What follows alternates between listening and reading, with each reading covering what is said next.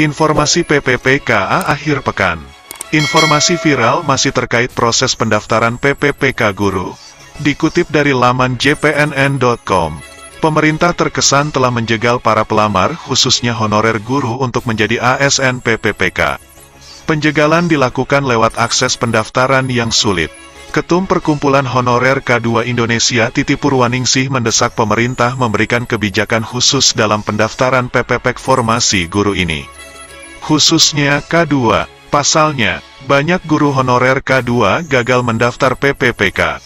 Bagaimana bisa berkompetisi sehat, baru mendaftar saja sudah dijegal. Kenapa tidak diberikan kemudahan khusus untuk guru honorer ini, ucapnya. Akibat itu semua, memasuki hari ke-10.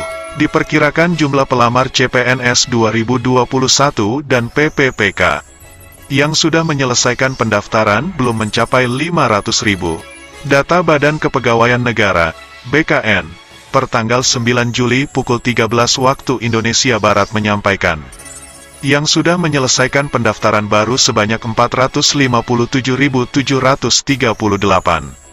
Sedangkan pelamar yang membuat akun sudah mencapai lebih dari 1 juta orang. Titi juga mengesalkan pernyataan BKN berulang-ulang, yang hanya meminta para pelamar tetap teliti dan hati-hati dalam mengisi formulir karena waktunya masih lama. Namun sebenarnya kendalanya bukan pada waktu yang panjang akan tetapi pada kendala sistem. Bukan hanya honorer K2. Akibat lain yang timbul dari penjegalan lewat sistem pendaftaran ini adalah para guru agama honorer juga sudah mulai putus asa.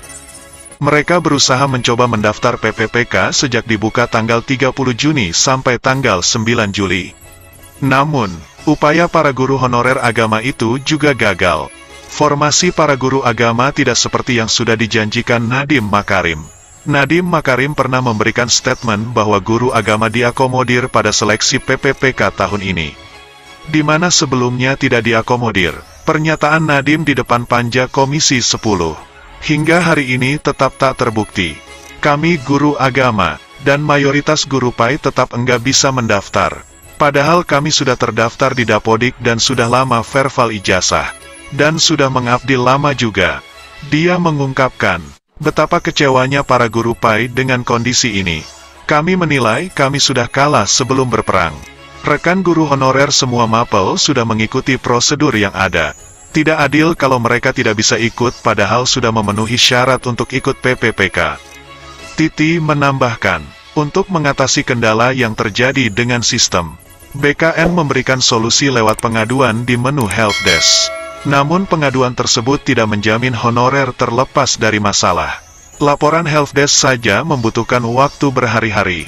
Bagaimana kami konsentrasi, jika masalah pendaftaran ini saja sangat sulit?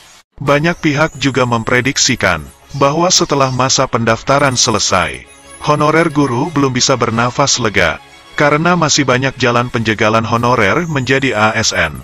Di antaranya penjegalan lewat TMS. Alias tidak memenuhi syarat, yang berarti honorer dianggap tidak lolos administrasi. Dan terakhir adalah pada kemungkinan passing grade yang tinggi dan sulitnya pertanyaan pada 4 kompetensi nantinya. Akibat kesalahan dan kendala di sistem, seluruh pelamar melemparkan curhatannya kepada BKN, karena BKN selaku admin dari sistem SSC-ASN itu. Namun itu dibantah oleh pihak BKN. Pernyataan Bapak Muhammad Ridwan yang meminta para calon pelamar tidak menyalahkan BKN tersebar di media sosial. Unggahannya menyebutkan, mau memaksa BKN pun, kami tidak bisa. Lawong itu data kiriman dari Dapodik yang terhubung secara sistem dengan SSC-ASN. Coba saya balik tanya, harus menghubungi siapa jika ada masalah di Dadopik? Apakah BKN diam? Tentu tidak. Namun kita tahu itu kewenangan siapa. Pernyataan ini menunjukkan bahwa seharusnya pihak Kemendikbud yang disalahkan. Banyaknya pertanyaan yang masuk pada laman helpdesk dan kolom komentar Instagram juga membuat Muhammad Ridwan kesal.